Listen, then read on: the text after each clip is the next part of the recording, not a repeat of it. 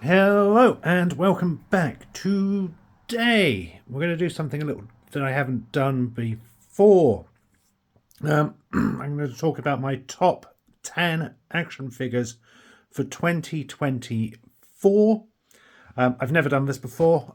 If you saw my video for the collection tour for for the start of 25, I mentioned some stuff about what I would consider to be the top 10 figures for 2024. And it's very hard to do because my collections tend to be quite specific in terms of, just Star Wars or Marvel or whatever. I don't have the widest range of action figures to choose from. But there were a number of really excellent releases last year that I want to give a nod to, which I really do believe for my own personal collection were worth the top 10 of last year. When I was considering this, my only stipulations were: one, it must have been an action figure that I purchased in 2024. Doesn't matter about the actual release date as long as it was a figure I got in 2024. And secondly, I am limited to one figure per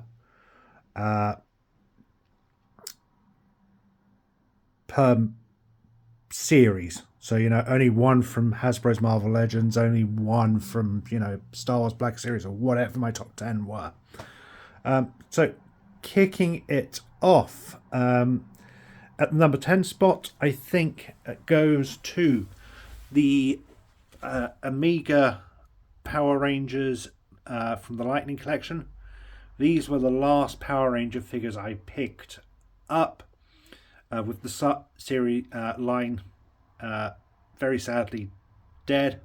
These seem like the very last figures I'm likely to get at all. These were postponed from 2023 right through to May of last year, but the delay was definitely worth it. These figures are fantastic. They came as a 4-pack, which is why I'm essentially considering them as one. But if I was to narrow it down, I'd probably say the Black Ranger, just because I like the size he comes with. I think they're pretty cool and allows some really interesting posing. But otherwise, these are some of the best figures Hasbro put out in the Power Rangers line. They had the standard articulation, which we were familiar with for all the other figures, but they put so much love and detail into these very obscure characters. If you're not familiar with them, they were from the Boom Studios comic book series. I'm not going to say much more than that beyond that, because it does have some major spoilers for the comic series. If you are interested in checking them out, which I do highly recommend. So that is my number 10 spot. The other thing I'm going to mention, this is purely subjective. This is just my opinion. It's of the figures I wanted, that I purchased. Everyone else is entitled to their own personal opinions. There is no right or wrong for what you collect, for what you like. As long as, it's something that you want.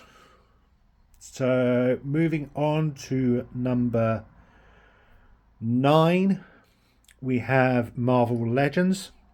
Now, this was a really, really hard decision for me because there are so many good figures last year in the Marvel Legends lines. I got the Doc Ock from the VHS 2-pack with Aunt May. Aunt May's neither here nor there, but the animated series Doc Ock is just a superb figure. Highly detailed. Look at the detailings on his sunglasses there. He has some really decent posing. The tentacles are fully articulated and use sort of the bendy, wired plastic so that you can get him into so many different poses. You can actually get him holding and gripping onto a Spider-Man through the tentacles or whatever. What else did we have last year? I really can't remember if Scarlet Spider was 23 or 24, but he's such an amazing figure. Superior Spider-Man, amazing figure which came out towards the end of last year. Again, fantastic articulation, multiple hands. I love the detailing on the lenses, the articulation on the metallic arms. All of it is just fantastic. Yeah, and then there are other figures I got last year, such as the Moon Knights. Both really good figures. I absolutely love how the comic book Moon Knight can hold multiple moon stars to simulate throwing. Cable, Wolverine, Cyclops, so many that's without even mentioning the Iron Man, which came out last year.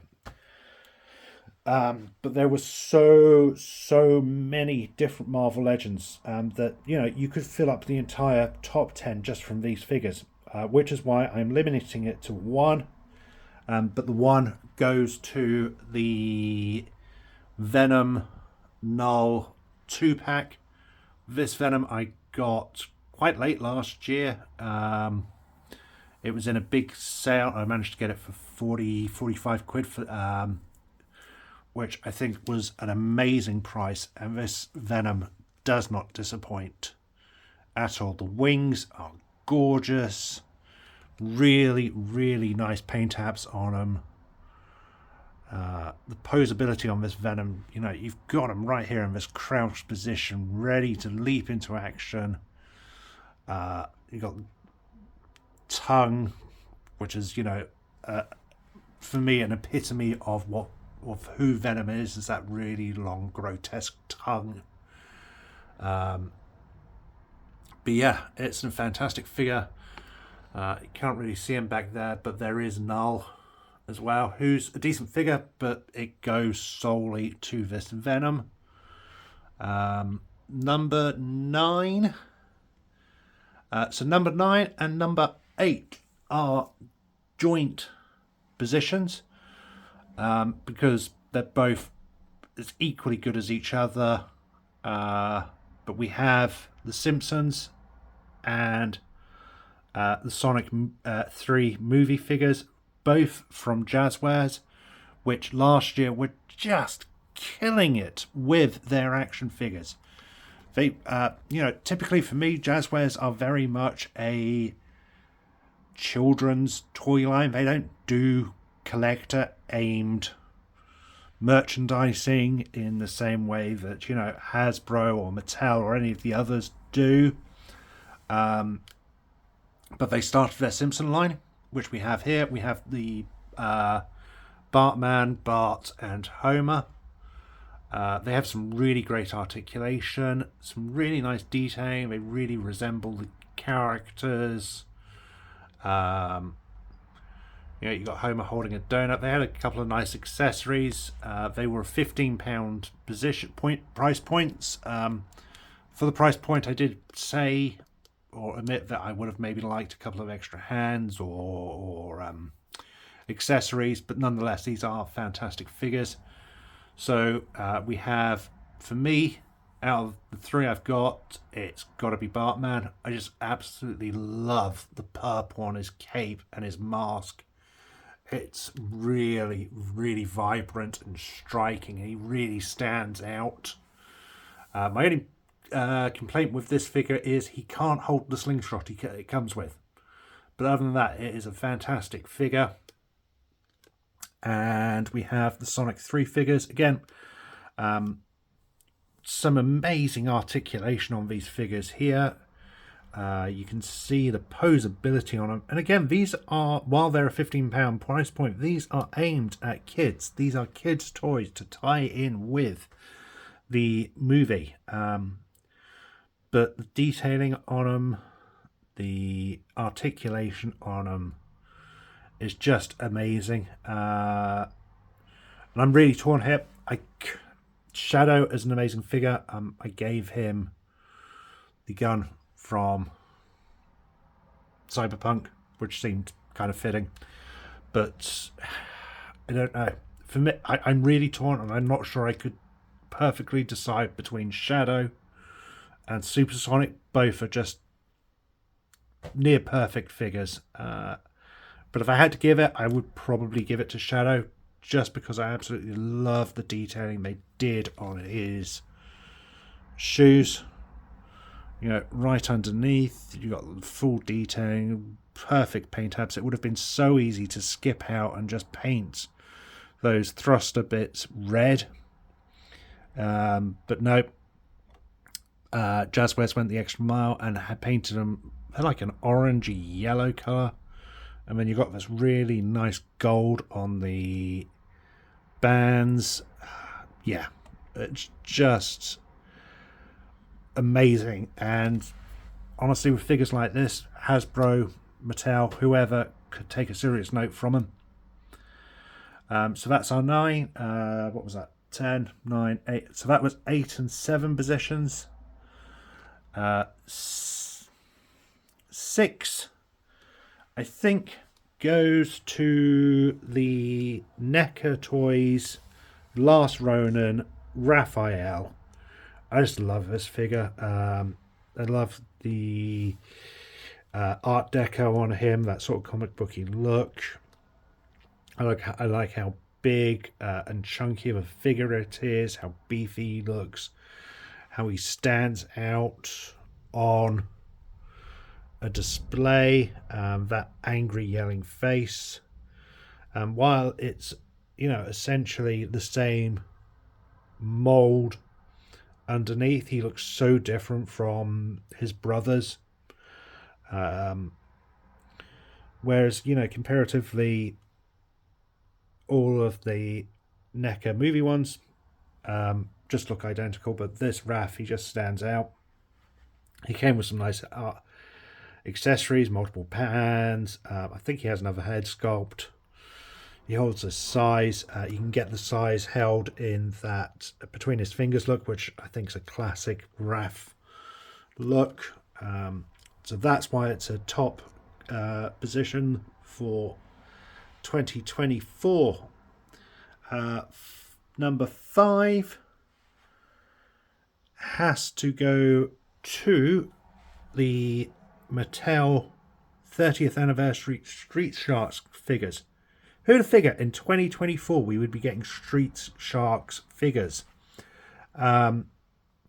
It's an all but forgotten franchise from the mid-90s. It rode in on that wave of anthropomorphized cartoon characters like the Turtles and whatever else we had.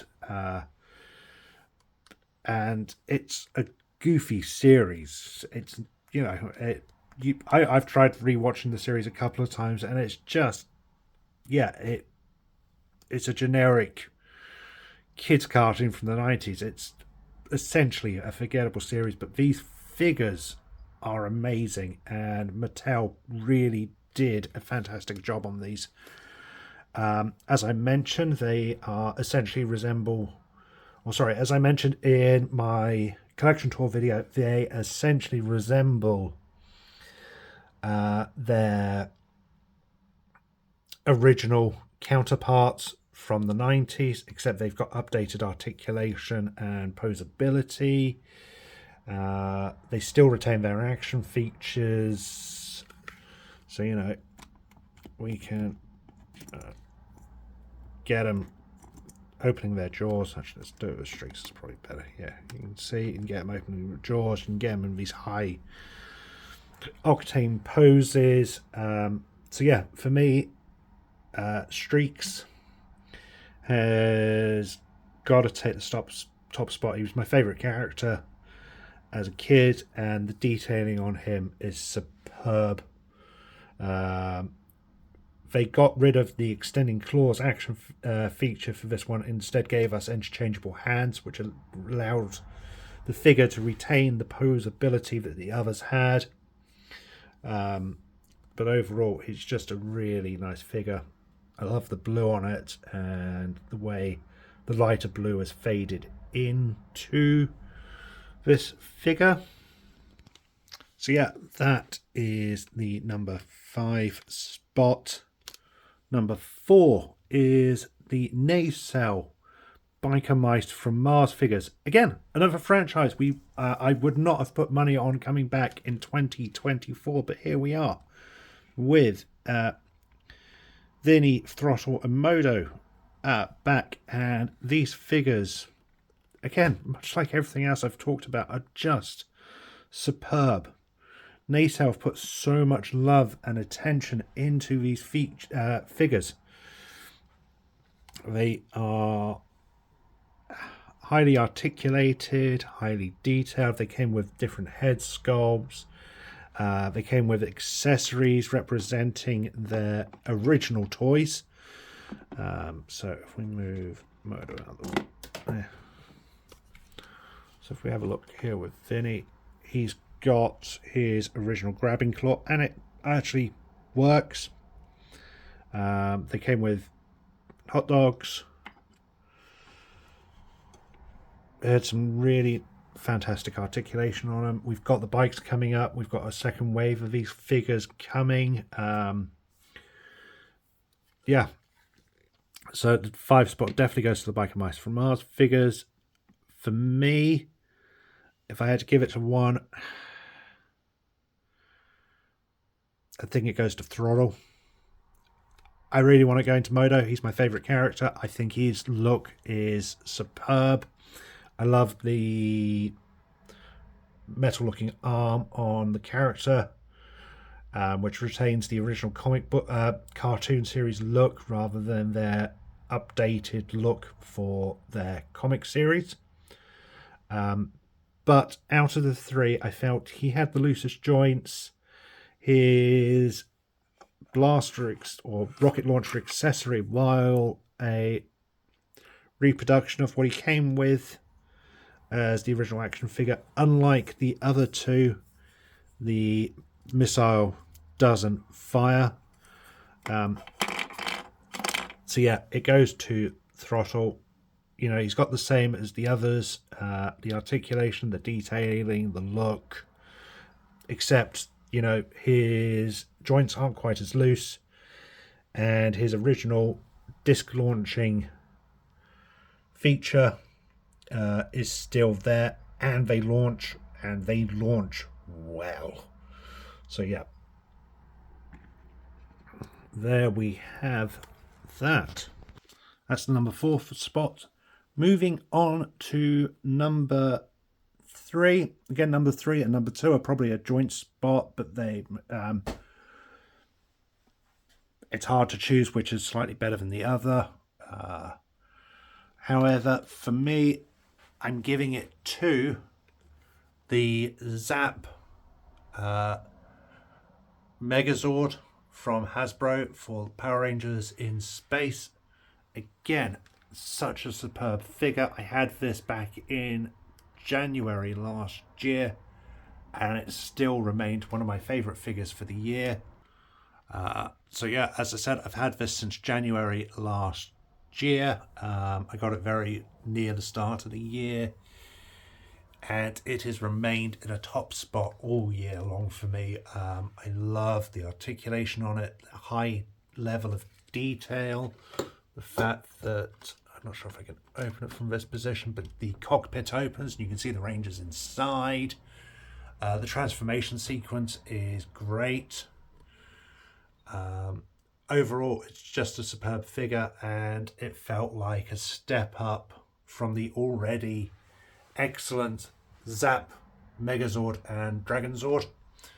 It was a real move in the right direction, and again, it's a shame that we're not getting any more of these. But overall, yeah, such a great figure. Moving on to the number 2 spot, which I feel has a joint place with number 3, is Transformers. And again, I could almost fill the entire top 10 list just with Transformers figures from the past year. Silverbolt,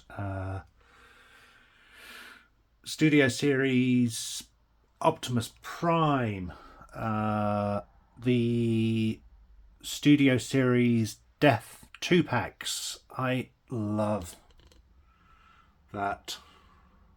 Ratchet, which is a weird thing to say since it's actually killing off my favourite character. The Prowl looks great. The concept series Megatron, fantastic.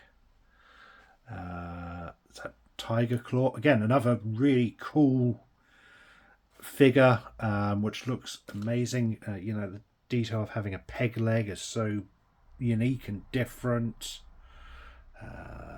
Studio Series Shockwave, the Soundwave. Yeah, there are so many figures that I got last year that I could essentially hold into the number 10 spot, number 2 spot. And even now, as I'm looking at it, I'm going, I know what the number 2 spot is. I know which the top Transformer figure for me is for the year. But I'm going, actually, you know what? It could go to some of the others. The Studio Series Optimus Prime and Jetfire, which came with the RCs. I got that for Christmas. An amazing set. I absolutely love this Optimus Prime and the Jetfire so much more than I thought I ever would. On screen, they're not my favourite designs for their characters. I'm not the biggest fans of the Bay movies, but these figures on their stands, they look amazing. And I'm almost tempted to give it to that. However, I feel that I'd be cheating a little because it looks so great, because it is 2 characters combined. So the number 2 spot is going to go to the Armada Optimus Prime. Such a great figure. I'm not the biggest fan of the Armada cartoon series. I've seen it. I thought it was good, but it's not the best iteration of Transformers. But this figure for me is just a standout figure. The way it combines with the trailer into the bigger version, the fact that we've got a smaller Optimus Prime, that he has a truck mode, all this, the detailing on it, the gold is superb. Gold's a weird colour with action figures, more often than not. A gold colour can almost come out looking like a cheese colour. But yeah, everything on this is just so superbly done. It was a top figure for me for the year, and it remains. I still play with this figure a lot, transforming it, just fiddling about and posing with it. So yeah, I think it's going to go to the Optimus Prime. But again, as I said, so many great figures. 2024 was an amazing year for toys, with so many different things coming out, which all deserve their own mentions. I haven't even spoken about the Playmates Turtles. I didn't really get anything last year for them, except the 2 newest figures there and Mutated Fly. But again, they're a great series of figures, and if I'd picked up some more, they might have led towards, but there was just nothing that really screamed out. Well, I say that, but I got some of the mutation figures, which I really liked. But yeah, again, so many. And I could be here talking about my collection all day and some of the figures I absolutely love. But we've got the number 1 spot to go to, and yeah, it's a weird one. And you could argue it's not necessarily action figures, that they are model kits, but I started collecting them very, very late last year, as in, second, third week of December. So I've been collecting for like a month, and I am absolutely in love with them. They're all so great. But yeah, I feel, given what they are, what they do, they are action figures, and they are taking my number one spot, and that is Gundam. These Gunpla mini model kits are, yeah, I don't have words really. I've talked about them in my collection videos and how I just got into these. I did a separate video on these as a brand new collector, and I am obsessed with these figures. They are highly detailed, highly articulated. They are so much fun to build. Having an action figure that you spend 20 quid on, you open it, you pose it a bit, and then you put it on the shelves. But here, you've got an action figure that you open. You spend time assembling it. You spend time seeing the way the joints and the articulation and everything else come together. And afterwards you're then left with this highly detailed, highly articulated figure, which often have a bunch of accessories. The figures are designed to be able to just snap together and be done, or equally you can spend so much more time with them, customizing them, detailing them in ways that you want. Here we have one of the entry grade Gundams, which I customized into a red and gold. I could talk about how I feel it didn't work the way I wanted it to, but I won't. It's a good point of the way that you can, customize these figures. I've got this one, which I've done all the panel lining on, which really brings the figure to stand it out. I've got a couple of other figures to build. I had one other real grade one, which was a Freedom. Unfortunately, that one was a dud. I was loving the build on it. I was loving the detail, the way everything was coming together. However, it was so fragile. In gently assembling it, the back plate snapped off. It snapped at the waist, and the killer for me was it snapped in the arm as well. It just so I had to quit building that halfway through, and it broke my heart because I was loving that figure. It was amazing. It was more pain than it was worth, which was a shame. However, the rest of these have been amazing. The ones on display here are all just entry grades. They are the simplest of simple builds. They are 10 to 15 quid price points. Sorry, and they're near perfect. Here we have a high grade one. I've just built this year, and I bought it at the beginning of January, so I can't count it in the 2024 figures, otherwise it would take the spot. It is a little more articulated. It has a little more movability than the others do,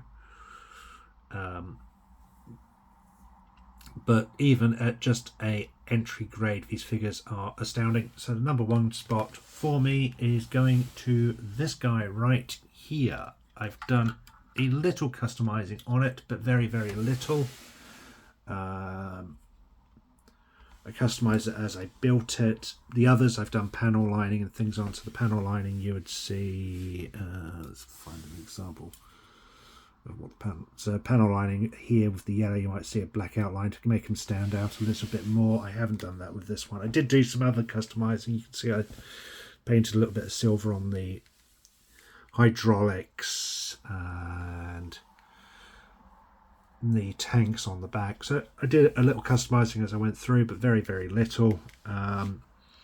This was one of the earliest builds I did. Oh, so I think it's maybe like the second or third model I built. Everything is on just a ball joint, so even when you articulate it, they come apart. So yeah, the heads just pop on and back on. Everything's on a ball joint with these ones. So, you know, if it pops off, it's not a major issue. I just really like this figure. I don't know its name. I don't know what series it's from. I don't know the first thing about it, but I just think it looks so, so cool. You know, it's such an amazing looking figure. These are such superb kits. You know, if you're into action figures in any way, shape or form, even if you don't like models, these are superb things to purchase and add to your collection. You know, if I had a gripe with them, they're in a 144 scale. So obviously 144 of these would represent the full-size model. But as a result, it comes in at around the 5 inches mark. So maybe it's a little smaller than I would like. I tend to like the 6 and 7 inch figures more. But I'm not going to complain about sizing on these because they are just, yeah, I'm completely in love with these. I am so glad I discovered this hobby. I'm glad that I've started building it, and I'm looking forward to continuing this in 2025. So there we have my look at the top 10 figures from my collection for 2024. As I mentioned, this is solely a subjective list. It is just a personal opinion on what I personally collected last year. You know, you collect what you want, you collect what you like and enjoy, and, you know, you have your own lists. And you might find that some of the stuff on my list doesn't line up with what you personally feel, and there is no right and wrong in that. And that's one of the great things about toy collecting, is that we can all enjoy something different. I hope you like this video. Thank you for watching, and I will be back.